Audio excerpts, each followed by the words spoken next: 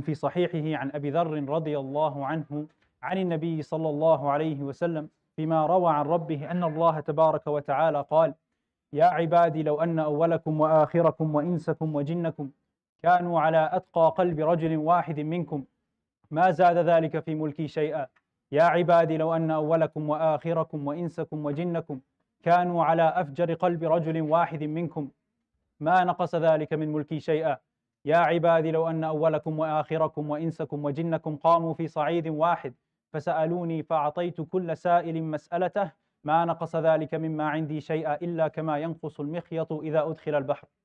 Today's hadith is an authentic hadith. It's found in the collection of Sahih Muslim, and it is part of a longer hadith, but I chose this part to narrate to you today. And it's a hadith Qudsi, which is a special category of hadith in which it is the word of Allah subhanahu wa ta'ala. And in this hadith, or in this section of the hadith, Allah subhanahu wa ta'ala says, "O my servants, if the first of you and the last of you and the human of you and the jinn of you had the heart of the most pious person amongst you, then this does not increase anything in my dominion. And if the first of you and the last of you and the human of you and the jinn of you had the heart of the worst person amongst you, then this does not decrease anything or take anything away from my dominion.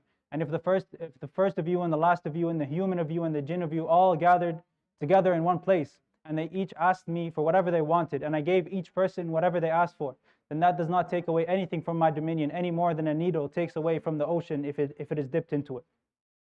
And these deep and profound words, they remind us of the power and the authority and the dominion of our Creator subhanahu wa ta'ala. And they also remind us that all of our good deeds combined, no matter how extensive or sincere they may be, they do not benefit Allah subhanahu wa ta'ala in any way.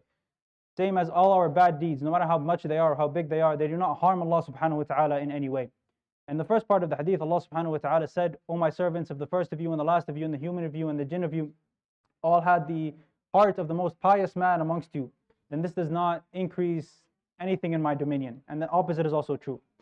Now imagine all the people that have ever lived from the beginning of time, from Adam alayhi salam till today. And only Allah subhanahu wa ta'ala knows the exact number. But some scientists estimate that there has been 117 billion people who have ever lived on this earth. But only Allah subhanahu wa ta'ala knows best. And only Allah subhanahu wa ta'ala knows the exact number of the population of the jinn. But the point is, if all of these people, from the first human being to the last human being, and from the first jinn and to the last jinn, from the beginning of time to the end of time, if all of these people had the heart of the most pious person amongst them, then this does not benefit Allah subhanahu wa ta'ala in any way, or does not add to Allah subhanahu wa ta'ala's dominion in any way.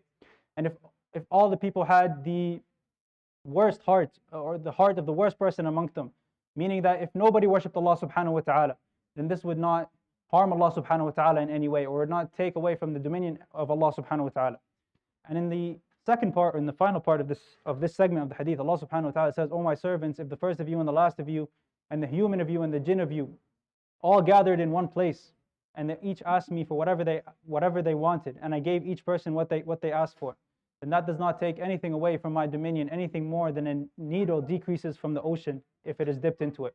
Allah subhanahu wa ta'ala here, He uses the example of a needle in the ocean. Imagine you are standing on a beach in front of an ocean. In front of you is a vast ocean, and you have a small tiny needle in your hand, and you dip this needle into the ocean, and then you take it back out again. And you compare the amount of water on this needle compared to the amount of water that is still in the ocean. What percentage of the water from the ocean is on this needle? Basically nothing, basically zero. The amount of water on this needle represents everything that Allah subhanahu wa ta'ala gave from the first person to the first human being to the last human being, from the first jinn to the last jinn. Each person asked Allah subhanahu wa ta'ala for what they wanted, and Allah subhanahu wa ta'ala gave them. That is the water on this needle, and the rest of the water in the ocean is the dominion of Allah subhanahu wa ta'ala.